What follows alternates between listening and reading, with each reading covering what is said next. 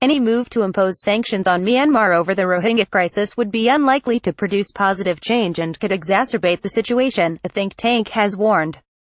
It was important to recognize that Myanmar's political direction over the crisis has been set and would be extremely difficult to change, the International Crisis Group warned in a report issued on December 7.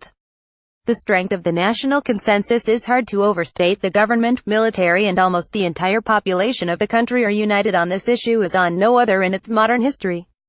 This will make it extraordinarily difficult to move official policy, the ICG said.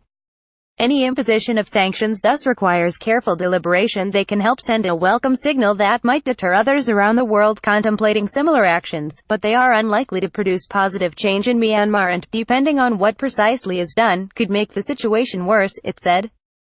The 19-page report, Myanmar's Rohingya crisis enters a dangerous new phase, provides new background to the August 25 attacks by the Arakan Rohingya Salvation Army in northern Rakhine state, covers the subsequent, catastrophic, military operation, assesses challenges and discusses the government and international response. In addition to unimaginable human suffering, the crisis has transformed Myanmar's domestic politics and international relations and will have a huge impact on the regional security landscape, the report said. The crisis will define Myanmar in the eyes of much of the world for years to come, with hugely negative consequences across the board on trade, investment, tourism. The country has squandered its considerable reserves of global goodwill just when it needed them most, as it was emerging from decades of isolation from the West, it said. State Councillor Aung San Suu Kyi in particular has been widely criticized for failing to use her moral authority and domestic legitimacy to shift anti-Rohingya sentiment in Myanmar and the government's current course. Meanwhile, the exodus of refugees to Bangladesh was continuing and would likely soon reach its tragic endpoint, the almost complete depopulation of Rohingya from northern Rakhine state, it said. As well as cautioning against imposing sanctions, the ICG said another important consideration as the crisis entered a new, fraught and uncertain phase was repatriation. There needed to be continued insistence on the right of refugees to return in a voluntary, safe and dignified manner, the Brussels-based think tank said.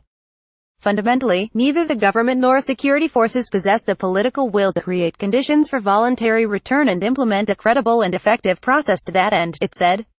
The grim reality was that most Rohingya in Bangladesh would not be going home anytime soon. This presents the enormous humanitarian challenge of sustaining lives and dignity in the largest refugee camp in the world, the ICG said, adding that it also posed grave political and security risks that needed to be addressed. They include potential cross-border attacks by RSA and possible transnational terrorism.